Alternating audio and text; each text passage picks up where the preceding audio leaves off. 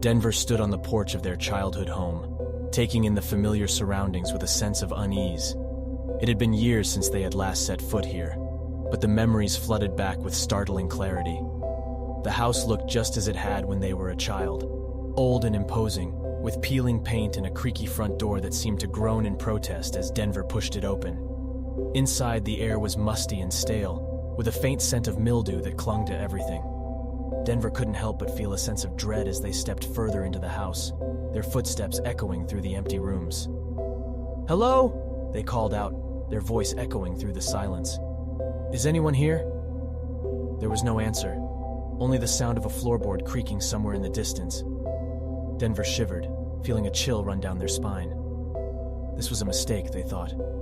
They should never have come back here. But then, they saw it. A small white envelope, lying on the table in the entryway. Denver's name was scrawled across the front in elegant calligraphy. Curiosity got the better of Denver, and they picked up the envelope, tearing it open with trembling fingers. Inside was a single sheet of paper, with a message written in the same elegant hand. "Denver, I have a proposition for you. Meet me at midnight tonight in the old oak grove. Don't be late. Your loving uncle." Denver's heart pounded in their chest as they read the message. They had never been close with their uncle. In fact, they barely knew him at all.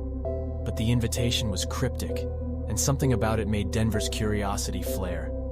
As they walked through the house, Denver couldn't help but feel a sense of nostalgia mixed with unease. They remembered playing hide-and-seek in these rooms, and the way the light had filtered in through the stained glass windows on sunny afternoons. But now, the windows were covered in dust and cobwebs, and the rooms were dark and silent. Denver wandered into the kitchen, where they found a note attached to the refrigerator with a magnet. It was written in the same elegant handwriting as the invitation. "Denver, I'm sorry for the abruptness of this invitation.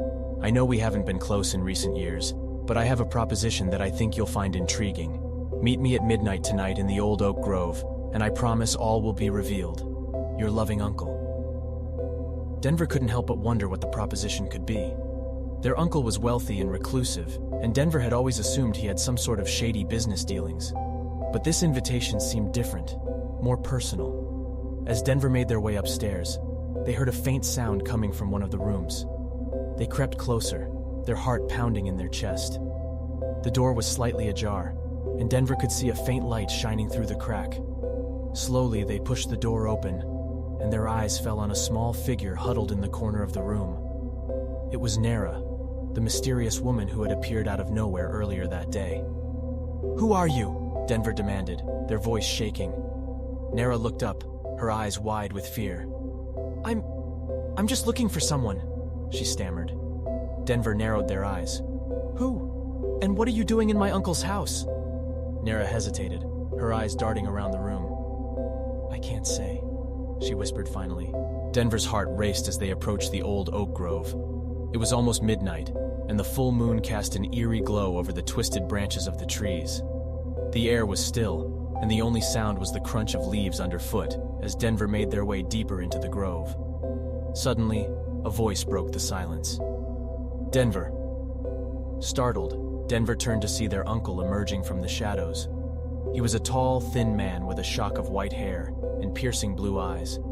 He looked just as Denver remembered, although older and more frail. "Uncle," Denver said, their voice barely above a whisper. "Thank you for coming," their uncle said, gesturing for Denver to follow him. "I have something to show you." Denver followed their uncle through the grove, their heart pounding in their chest. They had no idea what to expect, but they knew that this was no ordinary meeting. After a few minutes, they arrived at an old stone house. It was small and weathered, with ivy crawling up the walls and a crooked chimney jutting out of the roof. Denver's uncle pushed open the door, and they stepped inside. The inside of the house was even more decrepit than the outside. The air was thick with dust and the musty smell of neglect.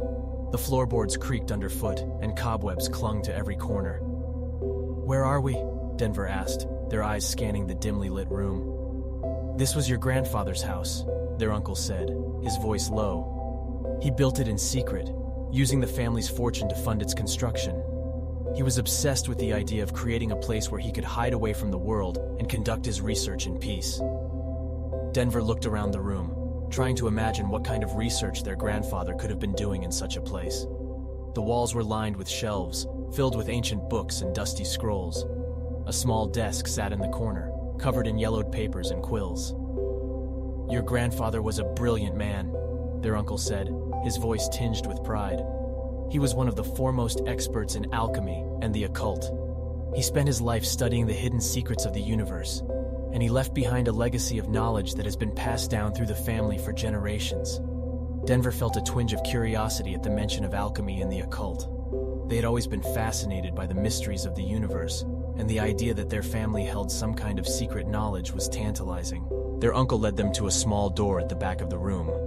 It was hidden behind a bookshelf, and Denver would never have noticed it if their uncle hadn't pointed it out. "This is where your grandfather conducted his most important experiments," their uncle said, his voice barely above a whisper. "Only a few members of the family have ever been allowed inside." He pushed open the door, and Denver stepped into a small room. It was filled with strange equipment and bubbling vials of liquid.